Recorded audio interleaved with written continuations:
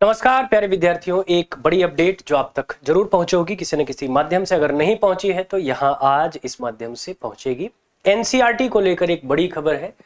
NCERT जो कि अब तक सिर्फ हमारी किताबों तक सीमित था, जिसको हम सिर्फ एक किताब के माध्यम से जानते थे, अब वह पूरी की पूरी एक यूनिवर्सिटी है।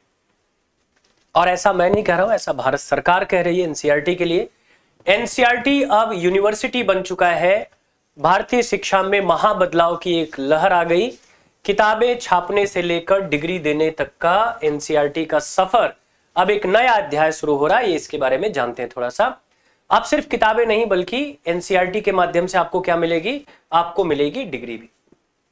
एनसीईआरटी अब सिर्फ किताब नहीं छापेगा, एनसीईआरटी अब डिग्री भी देगा। पहले क्या था, पहले national council for education research and training, जिसको आप शॉर्ट में एनसीईआरटी कहते हैं, इसकी पहचान सिर्फ स्कूली किताबें और सिलेबस तैयार करने तक सीमित थी। ठीक है ना। पहले हमारे सिलेबस तैयार करना, क्या क्या चीजें सिलेबस में आएंगी, कैसा सिलेबस होगा, यह तैयार करना एनसीईआरटी का काम था। 1961 में एनसीईआरटी स्टैब्लिश होती है। 1961 में एनसीईआरटी स्टैब्लिश होती है, तब से उसका काम यही था। लेकिन अब 2026 में इसको एक पहचान मिली, एक नई पहचान मिली। और वो नई पहचान क्या थी, अब भारत सरकार, यूनिवर्सिटी ग्रांट कमीशन ने, दोनों ने मिलकर एनसीईआरटी को डीम्ड यूनिवर्सिटी का आधिकारिक दर्जा दे दिया। अब यह डीम्ड यूनिवर्सिटी है। अब यह संस्थान खुद के कोर्स, सिलेबस और डिग्री प्रोग्राम चला सकेगा। तो ये एक बड़ी पहल है जो अब शिक्षा क्षेत्र में एक नई क्रांति लाने जा रही है। अब इसमें होगा क्या क्या, इसके क्या क्या नए अधिकार मिले ना। एनसीईआरटी जब से डीम्ड यूनिवर्सिटी अब घोषित हो गई है, तो अब इसको क्या क्या अधिकार मिलेंगे, किस किस के तहत ये काम करेगा। तो सबसे पहले तो उच्च स्तरीय और स्वतंत्र शैक्षिक अनुसंधान की शुरुआत हो सकती है। दूसरा, पीएचडी प्रोग्राम, शिक्षा क्षेत्र में खुद के शोध और पीएचडी प्रोग्राम चलाने की आजादी हो जाएगी। रिसर्च स्टूडेंट्स के लिए नए मौके बनेंगे।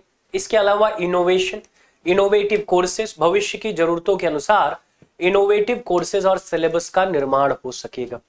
एनसीईआरटी चूंकि वैसे भी इनोवेशन के लिए जानी जाती है, रिसेंट में एनसीईआरटी आपकी चेंज हुई है। 2026 से जो एनसीईआरटी आ रही है उसमें आपको ड्रास्टिक चेंज देखने को मिल रहे हैं। ठीक है ना, बहुत सारी चीजें बदल गई हैं।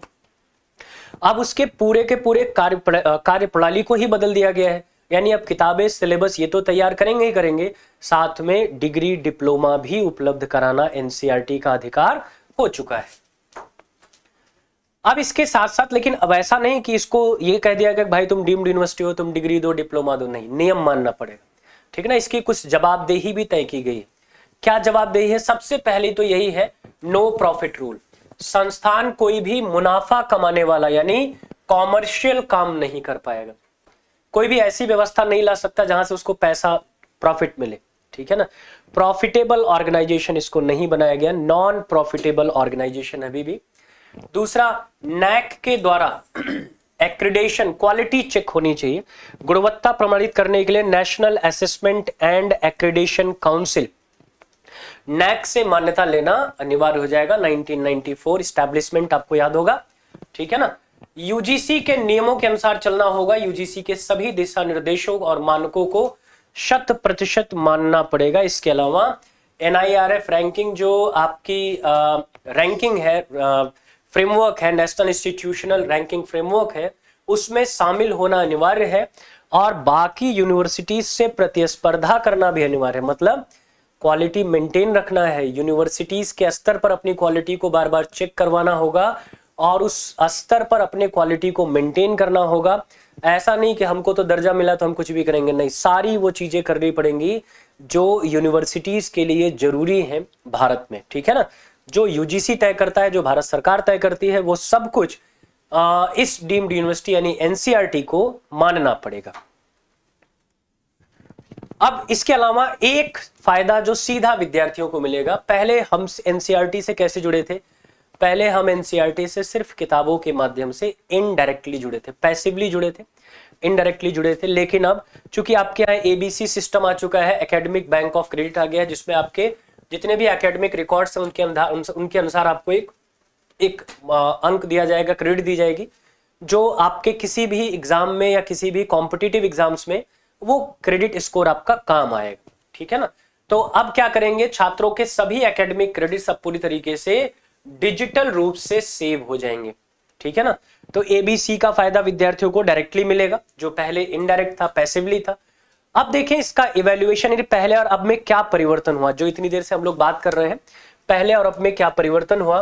पहले इसकी पहचान क्या थी, सलाहकार, प्रकाशक, एडवाइजरी और पब्लिशर के रूप में, लेकिन अब इसकी नई पहचान क्या है, अब ये डीम्ड यूनिवर्सिटी है। पहले इसका मुख्य कार्य क्या था, कोर फंक्शन क्या था, स्कूल सिलेबस और किताबें तैयार करना। अब इसका काम क्या हो जाएगा, रिसर्च, पीएचडी और डिग्री प्रोग्राम चला सकेगा। पहले मूल्यांकन की बात करें तो इस पर मूल्यांकन लागू नहीं होता था, लेकिन अब नैक और एनआईआरएफ द्वारा कड़ा मूल्यांकन होगा।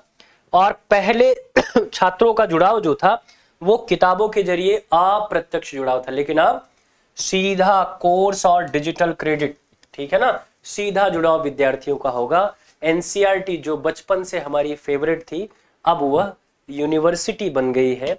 एक नया अध्याय जुड़ा और भारत की शिक्षा व्यवस्था में एक नई पहल सामने आई है। चलिए, अब ये शिक्षा का नया पावर हाउस होने जा रहा है। क्यों कह रहा हूं मैं, क्योंकि अब यूजीसी की मंजूरी, शोध की आजादी, सख्त गुणवत्ता नियंत्रण और डिजिटल क्रेडिट्स, एबीसी के साथ एनसीईआरटी अब सिर्फ एक सरकारी संस्थान नहीं, बल्कि भारत के भविष्य को आकार देने वाला एक संपूर्ण एजुकेशन पावर हाउस बन गया है। उम्मीद है आपको यह खबर पसंद आई होगी, आपको यह सूचना आपके काम की मिली होगी। एनसीईआरटी के बारे में याद रखना, 1961 में एस्टैब्लिश हुआ। पहला क्वेश्चन एनसीईआरटी पर। दूसरा क्वेश्चन एनसीईआरटी पर क्या आया, इसको डीम्ड यूनिवर्सिटी का दर्जा कब दिया गया। इसको डीम्ड यूनिवर्सिटी का दर्जा दिया गया 2026 में। दो इंपॉर्टेंट जो फैक्ट है एनसीईआरटी संबंधित वो आपको मिली गए। एनसीईआरटी का पहले काम क्या था, ये सिर्फ सिलेबस तैयार करते थे, किताबें तैयार करते थे। अब काम क्या हो गया, अब यह डिग्री डिप्लोमा भी प्रोवाइड कराएंगे। डीम्ड यूनिवर्सिटी का दर्जा मिल चुका है। बिल्कुल, चलिए, ढेर सारी शुभकामनाएं आप सभी को।